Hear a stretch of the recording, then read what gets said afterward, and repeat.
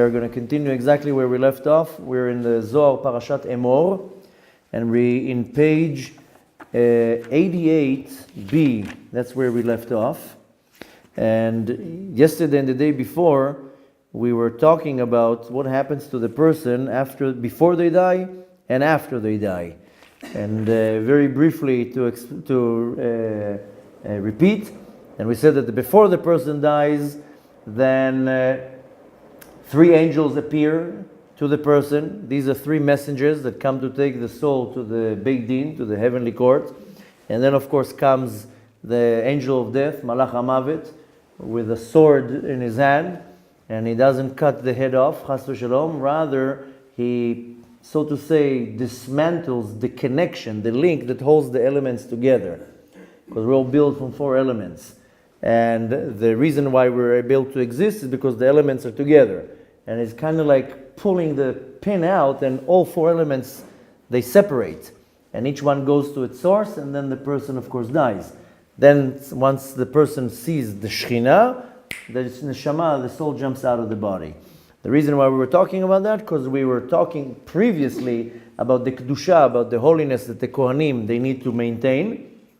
That's what the main part of this parasha talking about. It's mainly focusing on the Kedusha, on the purity that the Kohanim need to maintain, then the Levim, and then the rest of the nation.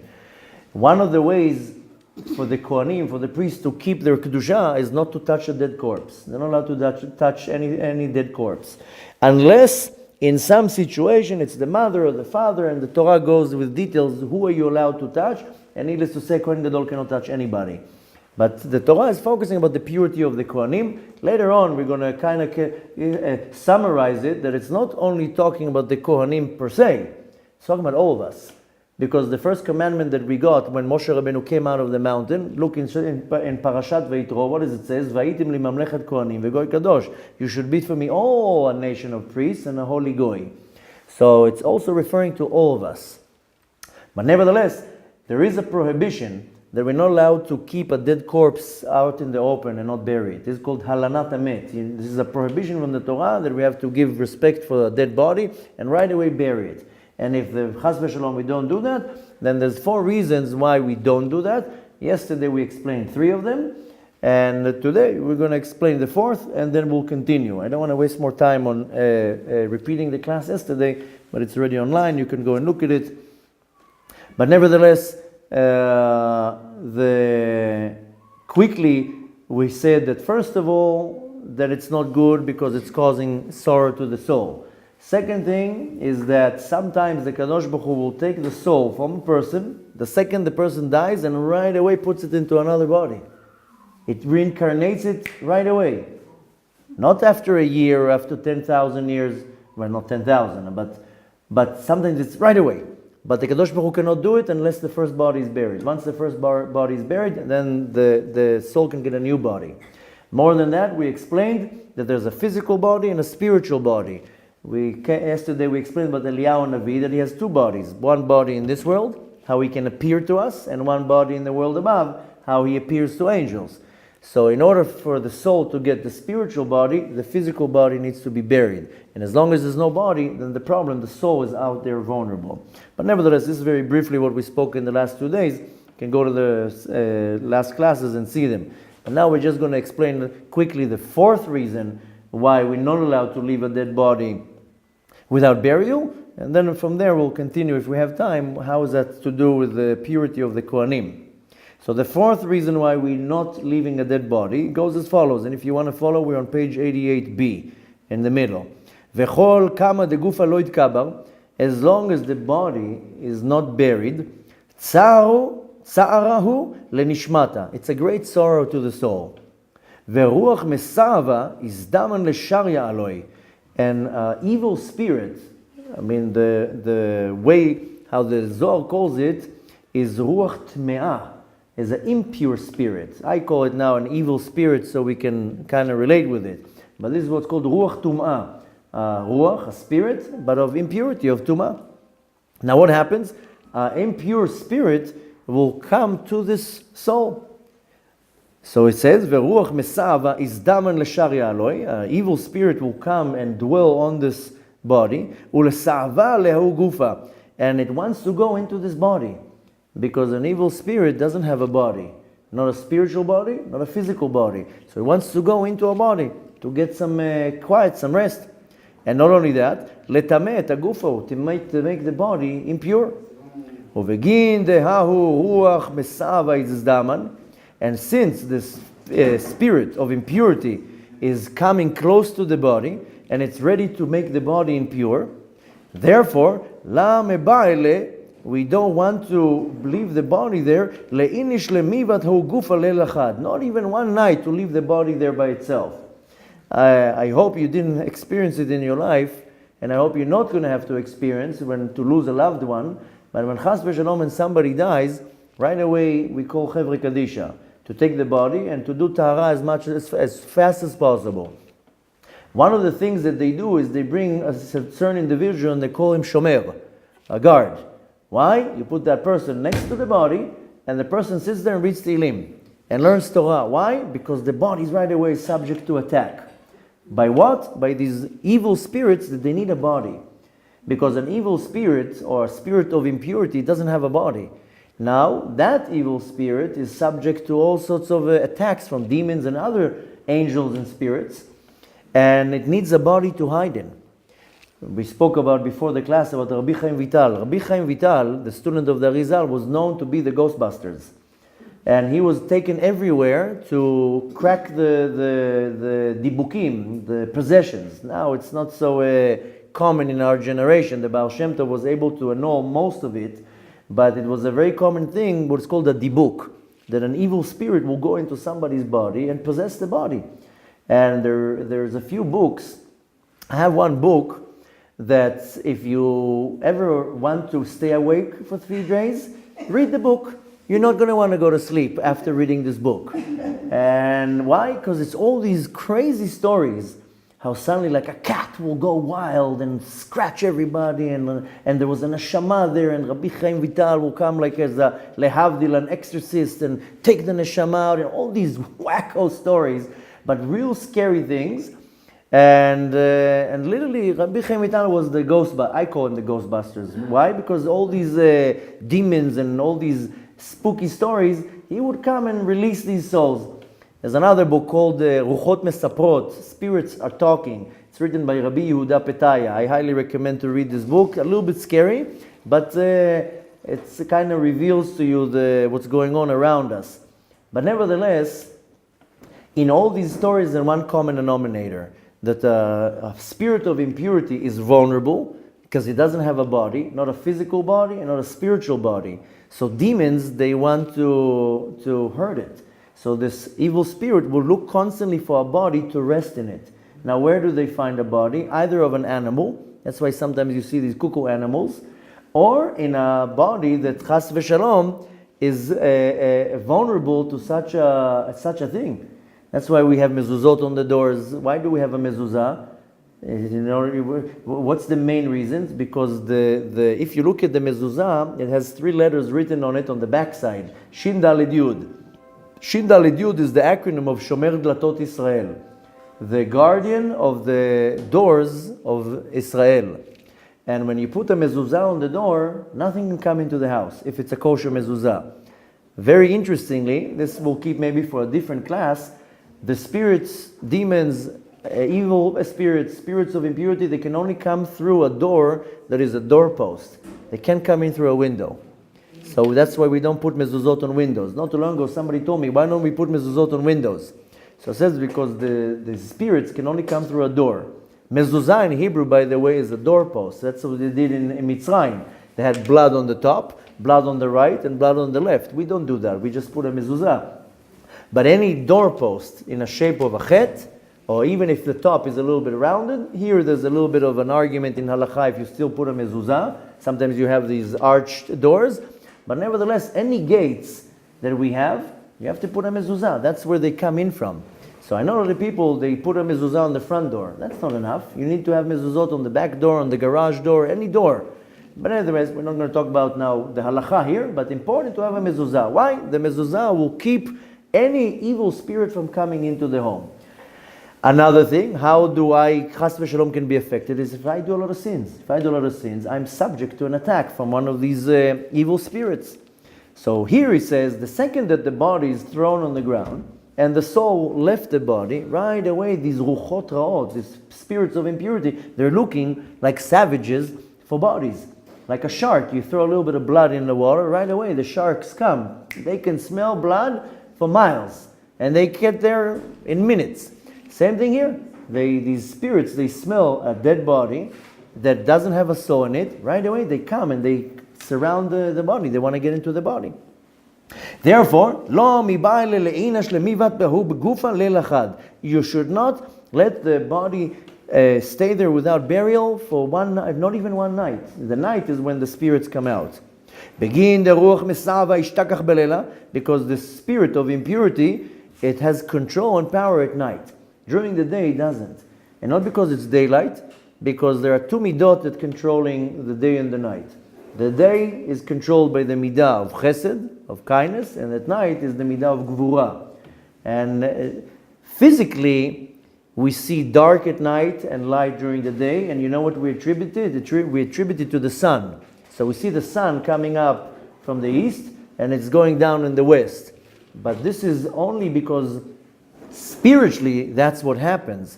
So it will manifest into the world, so we see it in a physical way. But really what happens, around 1 o'clock in the morning, and I'm saying around because every day it will change, this is called chatzot, then there's changing of the guards.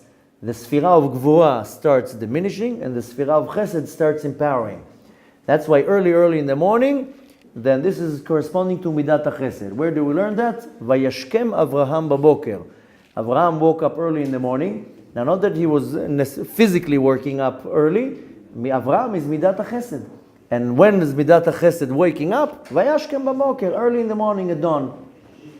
And at night, what do we say now? We're going to pray Arvit. What do we say? We're talking constantly about Yitzchak. Yitzchak was the Gvura, and the Gvura is when the midah of Gvura getting stronger. So we see it in the world as darkness, but that's just because the midah is becoming stronger. So at night, there's less chesed in the world, so we don't do certain things. You know, it's not good to give charity at night, for example. Unless, listen, somebody comes and asks for some money, you give him. But milchatchila, from before the fact, don't give charity at night. That's from because Arvit, right? Yeah, from when the stars go down. But mincha, it's okay. Mincha is highly recommended. But once the stars came out and the gvura is stronger, then what happens? The dinim, judgments are becoming stronger, and that can be used against me. So we don't read Tehillim at night. There's certain things that we don't do at night. I mean, if chas v'shalom somebody's sick and there's an emergency, you can read Tehillim. There's the exceptions, but certain things we don't do at night. You don't want to learn certain things at night, and if you do, you want to wait till chatzot. And once, some people still do it till today. Once it was more common that people will go to sleep at 5, 6 in the evening when it's dark and wake up at midnight and stay up all night. Some people still wake up. It's called tikkun chatzot. They wake up at midnight and they stay up. So, but nevertheless, the gvura, the severity, the judgments become stronger during the night. So also the power of impurity is becoming stronger at night. So it says here, not too good to leave the body, at least that a night will go over it.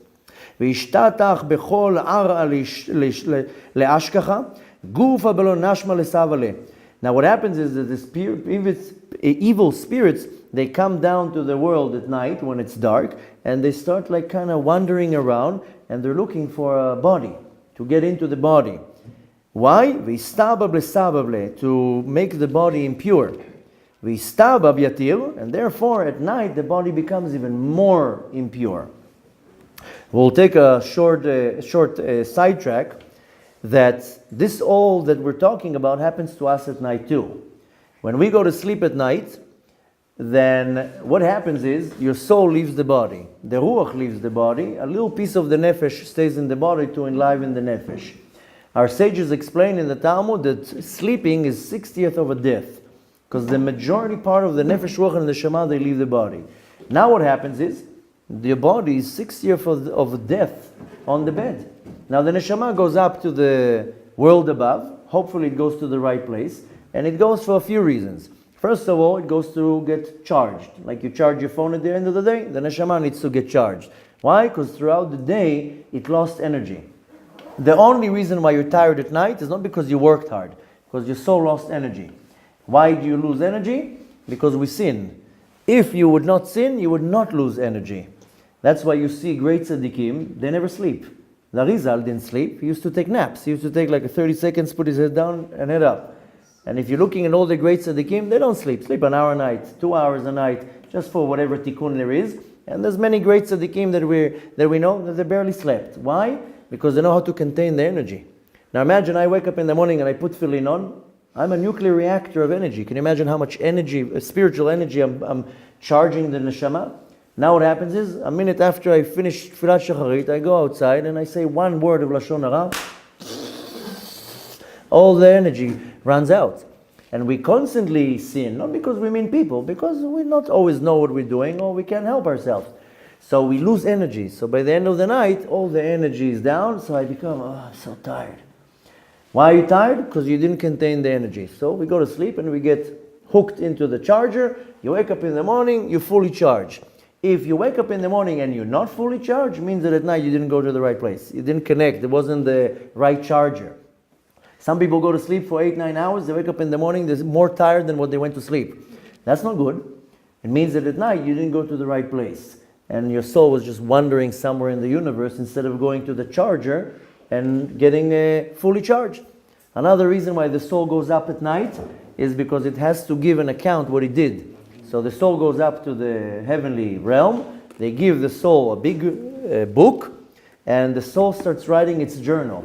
Today I woke up at 7:05, and at 7:06 I brushed my teeth, and at 7:07 I right away checked my phone, and then I did, and it writes everything. Now mainly the soul writes all the good deeds and all the sins that it did.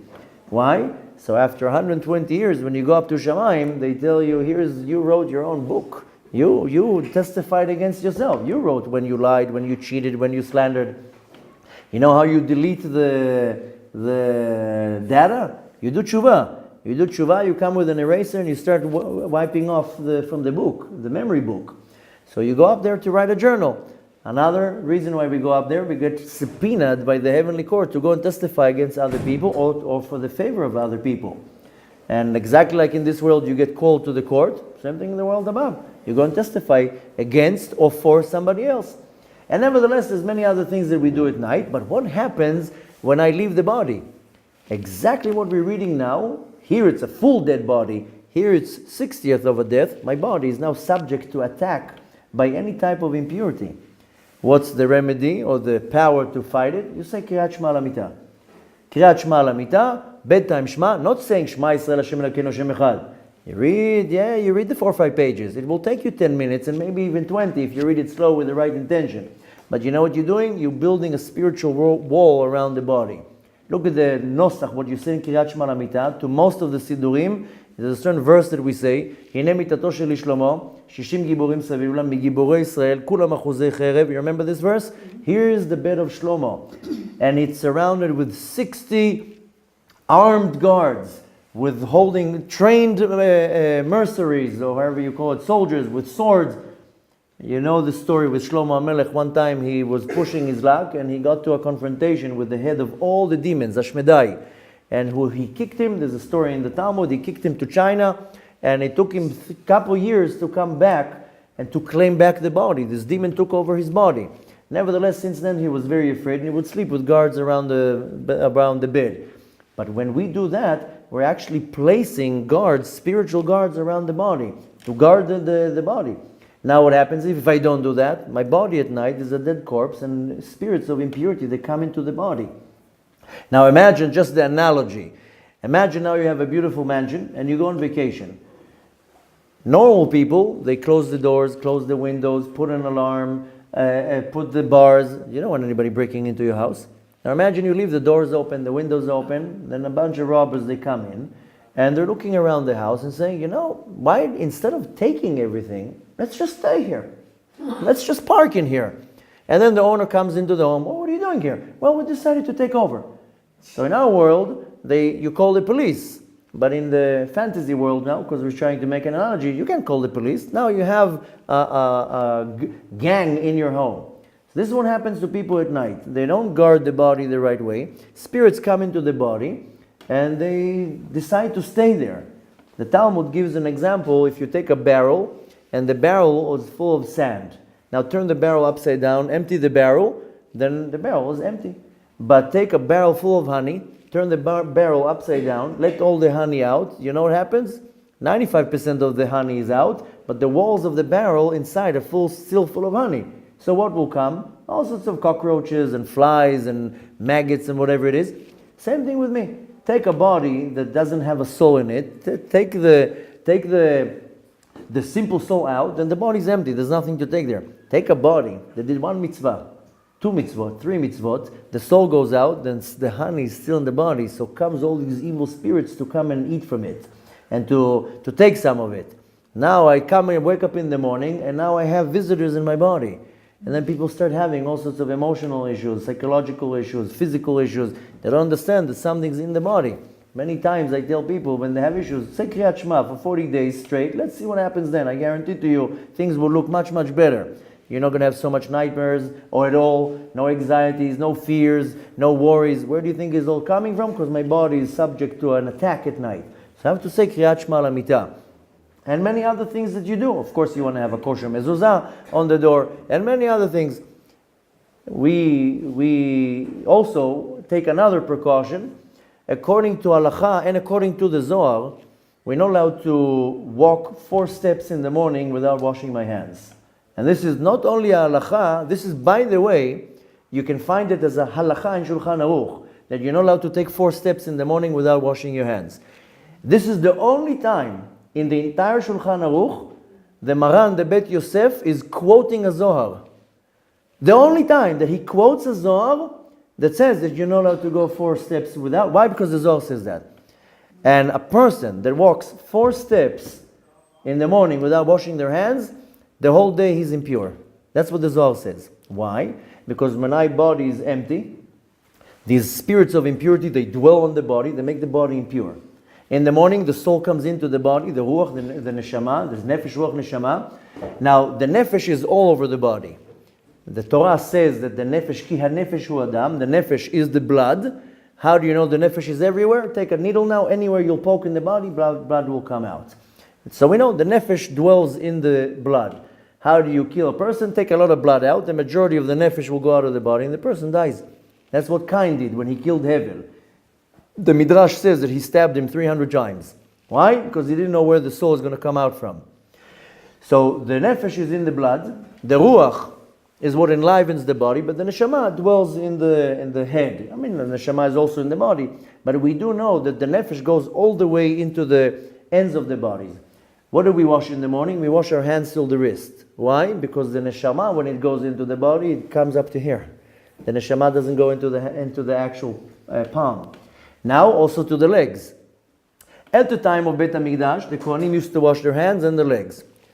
Why don't we wash our legs now? The legs also have tumah because the neshama will go all the way to here and all the way to the ankle.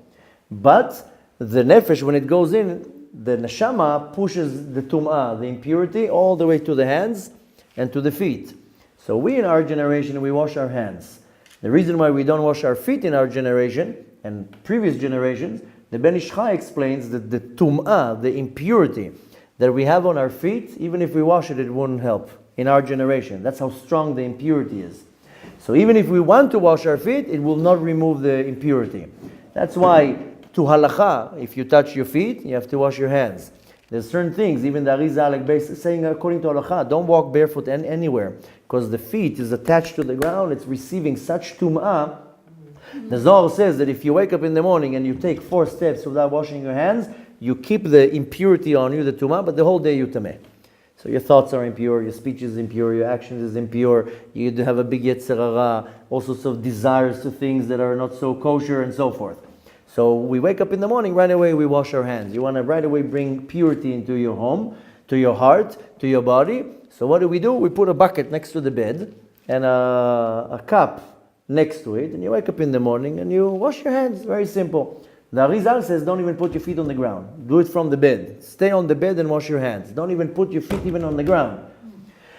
Now, I heard there's no actual source for that. But I heard from a great rabbi that once I heard in a class, I never went to ask him if it's a source to that, but I trust this rabbi.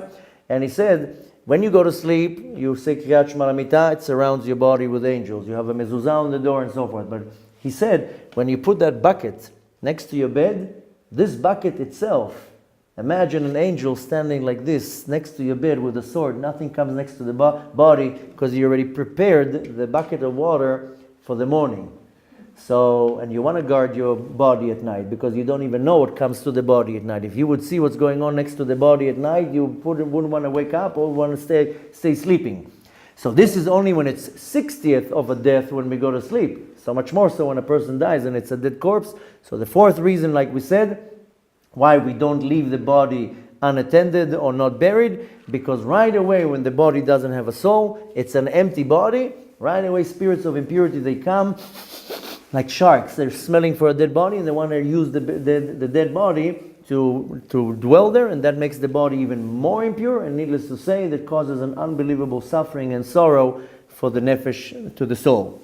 Zal Hashem, tomorrow, I thought we'll get a little bit forward. Tomorrow we'll see the connection, how it's affecting, why the Kohanim, why specifically the Torah is talking about the priests, that it's infecting and making the Kohanim impure.